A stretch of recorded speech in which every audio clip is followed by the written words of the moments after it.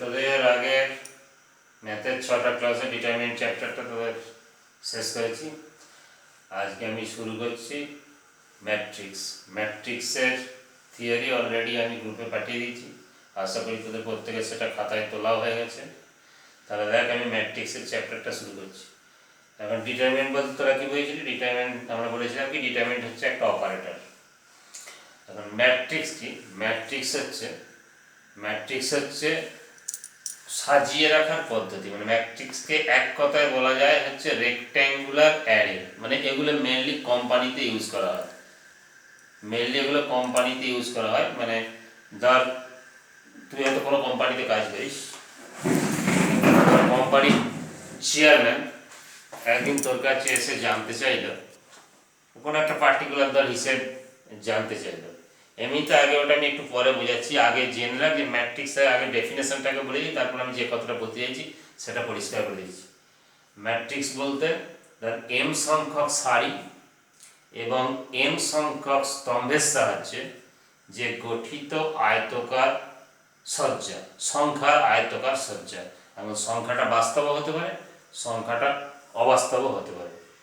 এমনিতে আমরা matrix notation কীভাবে দিই দেখ, এখানে বোর্ডে দেখা যাচ্ছে, বোর্ডে আমি লিখে রেখেছি। দেখ নোটেশন, ম্যাট্রিক্স নোটেশন এইভাবে দেওয়া হয়, এরকম ফার্স্ট ব্র্যাকেট দিয়ে দেওয়া হয় অথবা থার্ড ব্র্যাকেট দিয়ে ম্যাট্রিক্স নোটেশন দেওয়া হয়।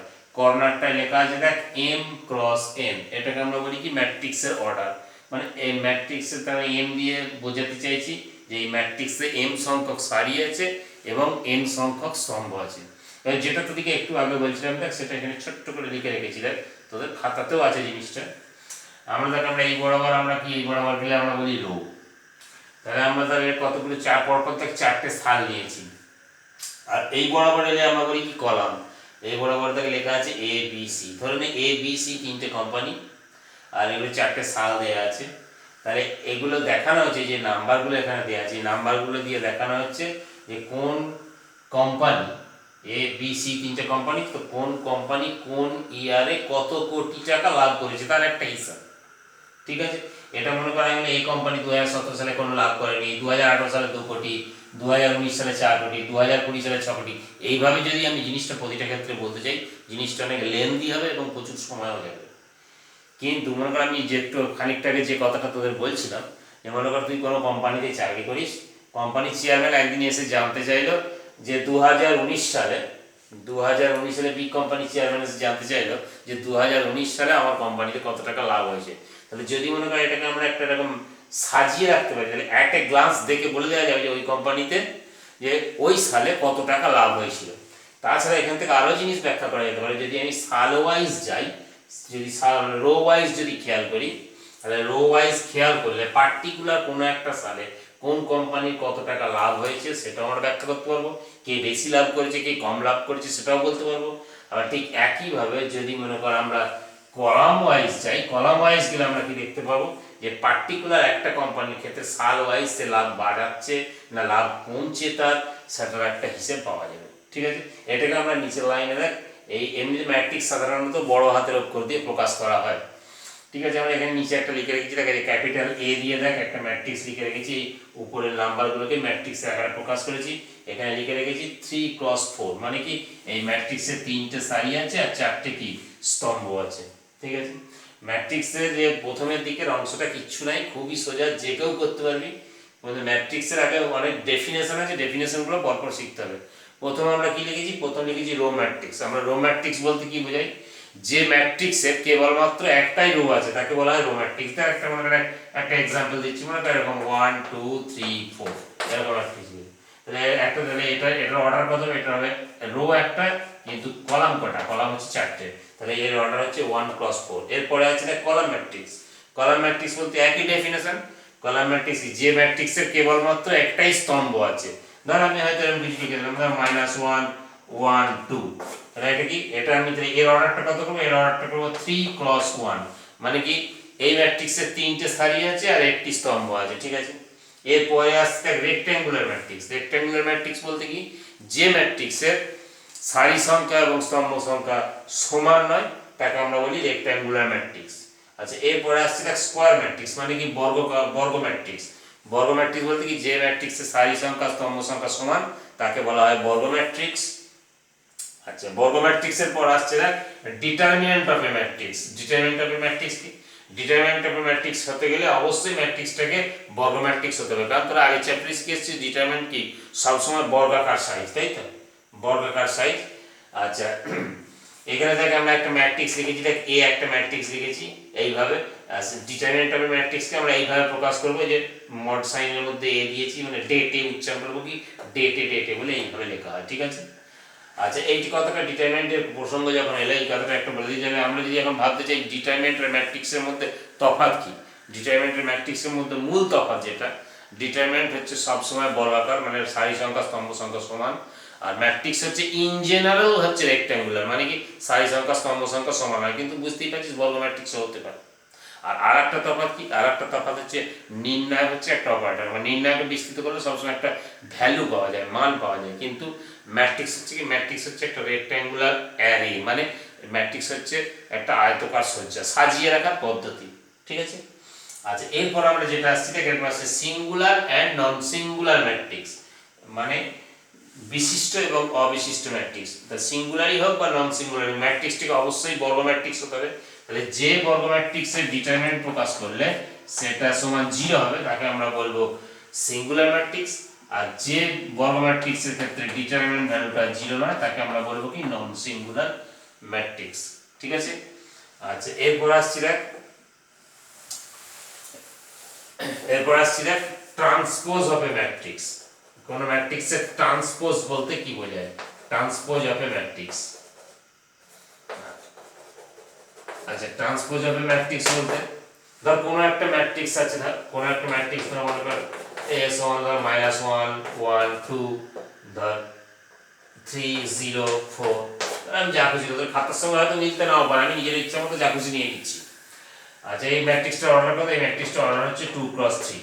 তাহলে কোন একটা এ ম্যাট্রিক্সের ট্রান্সপোজকে আমরা প্রকাশ করব কি দিয়ে? হয় এ ট্রান্সপোজ এইভাবে, অথবা এ ড্যাশ এইভাবে, অথবা এ ট্রান্সপোজ। এটা বলতে কি বোঝায়? এটা বলতে বোঝায় -1 1 2 3 0 4। তখন এর অর্ডারটা হয়ে যাবে কত? এর অর্ডারটা হয়ে যাবে 3 × 2। তাহলে ট্রান্সপোজ অফ এ ম্যাট্রিক্স বলতে বোঝায় যে কোনো একটা ম্যাট্রিক্সের সারি এবং স্তম্ভ পারস্পরিক পরিবর্তন করলে যে ম্যাট্রিক্স পাওয়া যায় তাকে বলা হয় ট্রান্সপোজ অফ এ ম্যাট্রিক্স, বা কোনো ম্যাট্রিক্সের পরিবর্তন ম্যাট্রিক্স, ঠিক আছে। আচ্ছা, এরপর যেটা আসছে দেখ, এরপর যেটা আমি করাচ্ছি এরপর হচ্ছে নেগেটিভ অফ এ ম্যাট্রিক্স। কোনো একটা ম্যাট্রিক্সের নেগেটিভ বলতে কি বোঝায়?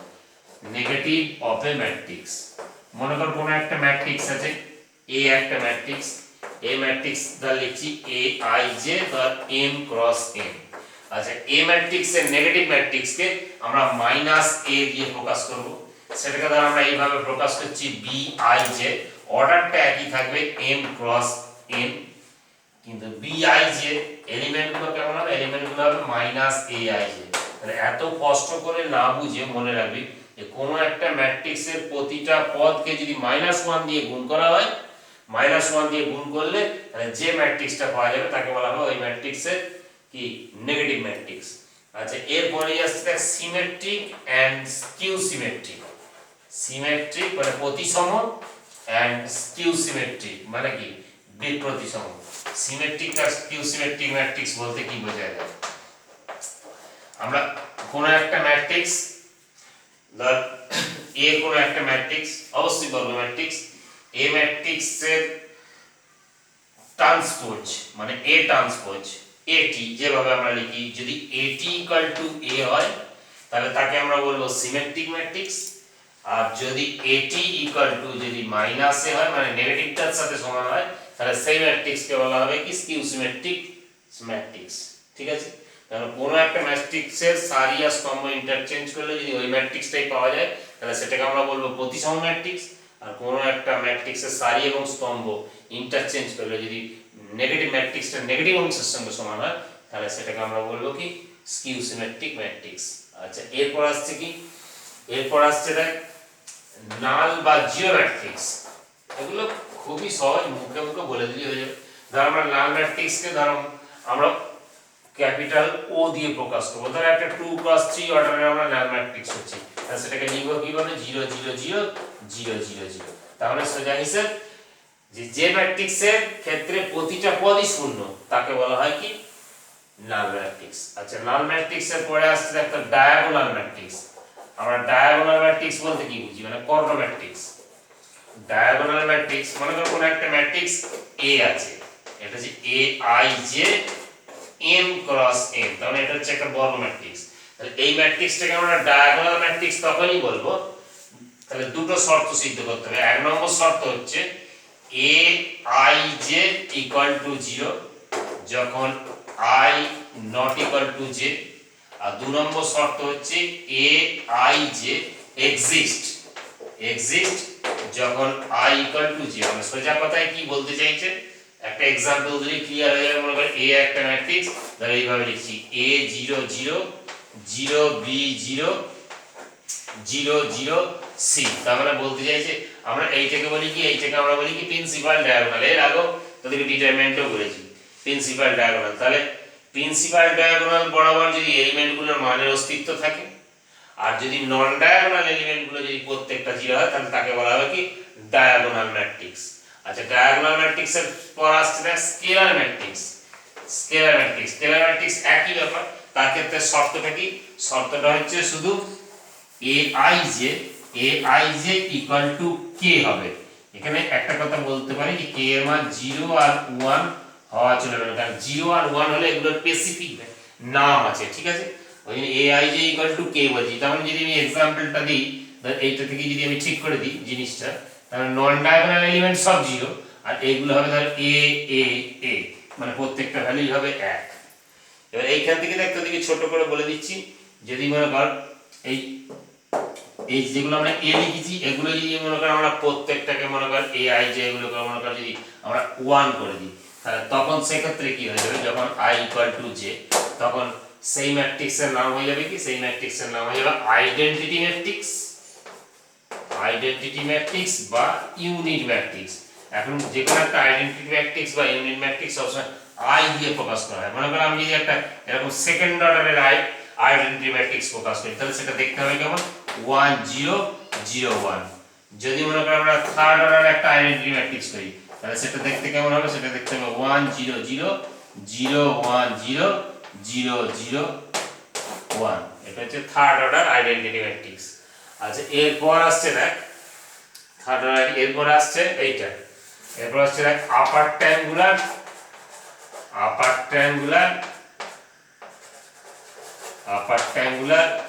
এন্ড লোয়ার ট্রায়াঙ্গুলার ম্যাট্রিক্স বলতে কি বলে, আপার ট্রায়াঙ্গুলার আর লোয়ার ট্রায়াঙ্গুলার। খাতায় লেখা আছে, আমি আর বেশি লিখছি না কিছু। আচ্ছা, উদাহরণ দিলে দেখ সব থেকে ভালো বুঝতে পারবি। ধর মনে কর কোনো একটা ম্যাট্রিক্স ধর আমি এরকম ভাবে লিখছি, ধর এরকম লিখছি, ধর -1 1 ধর 3 ধর 0 ধর 2 4 আর 0 0 ধর 5। এটা একটা ম্যাট্রিক্স লিখলাম। আর একটা ম্যাট্রিক্স ধর এরকম লিখছি, হয়তো ধর এরকম 1 0 0 ধর 4 2 0 ধর -1 3 1। তাহলে আমরা এইটাকে বলি কি, এইটাকে আমরা বলি কি প্রিন্সিপাল ডায়াগোনাল, তাই তো। এটাকে আমরা বলি প্রিন্সিপাল ডায়াগোনাল। তাহলে ভাষাগতভাবে বলতে গেলে যদি প্রিন্সিপাল ডায়াগোনালের নিচের দিকের এলিমেন্টগুলো যদি সব 0 হয়, তাহলে সেটাকে বলা হয় আপার ট্রায়াঙ্গুলার। এই যে প্রিন্সিপাল ডায়াগোনালের নিচের দিকের এলিমেন্টগুলো, আমরা এই এলিমেন্টটাকে কি বলি, এই এলিমেন্টটাকে আমরা বলি কি a হচ্ছে এটা 2 1। এই এলিমেন্টটাকে আমরা বলি কি, এই এলিমেন্ট হচ্ছে a 3 1, এই এলিমেন্ট হচ্ছে a কি 3 2। তাহলে যে i গ্রেটার দ্যান j হলে যদি a i j 0 হয়, তাহলে তাকে বলা হয় আপার ট্রায়াঙ্গুলার। আর উপরে আর এইটার ক্ষেত্রে কি i লেস দ্যান j যদি a i j 0 হয়, তাহলে তখন তাকে বলা হয় কি, তখন তাকে বলা হয় লোয়ার ট্রায়াঙ্গুলার। এমনিতে তোদিকে আমি প্রথমে দেখ বলিনি, তবুও একটা বলে দিচ্ছি। মনে কর কোনো একটা ম্যাট্রিক্স আমরা শর্ট ফর্মে এরকম করে লিখতে পারি, মনে কর a i j ধর m ক্রস n। এটা তো খাতায় দেখবি প্রথমের দিকে লেখা আছে, আমি তখন বলিনি। এটাকে ধর মনে কর যদি আমরা এক্সপ্যান্ড করি, তাহলে জিনিসটাকে আমরা লিখি a11 a12 a1 n a21 a22 a2n। আর লাস্ট রোটা কি হবে, লাস্ট রোটা হবে am1 am2 কি amn। মনে করো কোনো একটা পার্টিকুলার এলিমেন্ট যদি বলি, যেমন মনে করো এই এলিমেন্টটা বলছি, তাহলে এই এলিমেন্টটা কি আছে, এই এলিমেন্টটা হচ্ছে 2 নম্বর সারি এবং n তম স্তম্ভে অবস্থান করছে। এই আই যে বলতে অ্যাকচুয়ালি আমরা কি বুঝি, এই আই যে বলতে বুঝি সেটা একটা এলিমেন্ট যেটা i তম সারি এবং j তম স্তম্ভে অবস্থান করে। ঠিক আছে, তাহলে এটা কি হলো, এটা আপার ট্রায়াঙ্গুলার আর হচ্ছে কি লোয়ার ট্রায়াঙ্গুলার। এরপর আমরা বলছি দেখ ম্যাট্রিক্স পলিনোমিয়াল বলতে কি বোঝায়, ম্যাট্রিক্স পলিনোমিয়াল। আচ্ছা, ম্যাট্রিক্স পলিনোমিয়াল বলতে যেটা বোঝায়, ম্যাট্রিক্স পলিনোমিয়াল আমরা এমনিতে নরমালি ধরেন নিচু ক্লাস থেকে শিখে এসেছি যে কোনো একটা পলিনোমিয়ালকে fx দিয়ে প্রকাশ করা হয়। fx হচ্ছে a0 x to the power n, a1 x to the power n minus 1 dot dot dot dot an minus 1 x plus n, যেখানে অবশ্যই a0টা কি 0 হয় না, আর a0 থেকে an প্রত্যেকেই হচ্ছে ধ্রুবক। তাহলে এটাকে বলি আমরা একটা পলিনোমিয়াল। যদি মনে করেন a যদি কোনো বর্গ ম্যাট্রিক্স হয় এবং উপরের পলিনোমিয়ালটাকে যদি আমরা এইভাবে প্রকাশ করি, f equal to a0 a to the power n plus a1 a to the power n minus 1 plus dot dot dot dot an minus 1 a, আর লাস্টেরটাকে লিখছি দেখ an কিছু নাই, মানে এখানে এটাকে in দিয়ে প্রকাশ করছি, তখন এইটাকে বলা হবে একটা ম্যাট্রিক্স পলিনোমিয়াল। ঠিক আছে, আচ্ছা ম্যাট্রিক্স পলিনোমিয়ালের পর আসছে দেখ আমি এটা বলছি কোন একটা ম্যাট্রিক্সের ট্রেস বলতে কি বোঝায়, ট্রেস অফ এ ম্যাট্রিক্স। এখন ট্রেসের বাংলা আমার জানা নাই বা আমি কোনো জায়গায় পাইওনি, যদি কাল কেউ পাস আমাকে জানাতে পারিস। এটা ম্যাট্রিক্সের ট্রেস হিসেবেই জানবি, ইংলিশ ওয়ার্ডই মনে রাখবি যে কোনো ম্যাট্রিক্সের ট্রেস বলতে কি বোঝায়। মনে কর কোনো একটা বর্গ ম্যাট্রিক্স আছে, মনে কর কোনো একটা থার্ড অর্ডার ধর একটা বর্গ ম্যাট্রিক্স, ধরা হয়তো এরকম আছে -1 0 1 2 4 5 -3 2 3 এরকম আছে। এটা একটা বর্গ ম্যাট্রিক্স থার্ড অর্ডার, মানে 3x3। তাহলে কোনো ম্যাট্রিক্সের ট্রেস বলতে কি বোঝায়, ট্রেস বলতে বোঝায় প্রিন্সিপাল এই যে ডায়াগোনালটা আছে, প্রিন্সিপাল ডায়াগোনাল বরাবর প্রতিটা এলিমেন্টের যোগফল। তাহলে এখানে তাহলে বলতে পারি এই ম্যাট্রিক্সের ট্রেস কত, ট্রেস প্রকাশ করা হয় এরকম ভাবে PR অফ এ, মানে trace of A. Trace of A উত্তরটা কত হবে -1 প্লাস 4 প্লাস 3, মানে ম্যাট্রিক্সের ট্রেসের অ্যানসার কত, ট্রেসের অ্যানসার হচ্ছে 6। তার মানে যদি মনে করো কোনো একটা ম্যাট্রিক্স শর্ট ফর্মে এরকম ভাবে লেখা হয় aij n ক্রস n, বড় ম্যাট্রিক্স তো, তাহলে তখন ট্রেস এ বলতে আমরা বোঝাবো এরকম, ট্রেস এ বলতে সামেশন aij, কখন না যখন i সমান 0। এবার ট্রেসের প্রপার্টি গুলো দেখবি তোদের খাতায় লেখা আছে, তাহলে ওইগুলো একটু দেখে নিই, ওগুলো আলাদা করে বলছি না ট্রেসের প্রপার্টি গুলো। আচ্ছা, এরপর হচ্ছে কি ইকুয়ালিটি অফ ম্যাট্রিক্সেস, দুটো ম্যাট্রিক্স কখন সমান হবে, ইকুয়ালিটি অফ ম্যাট্রিক্সেস।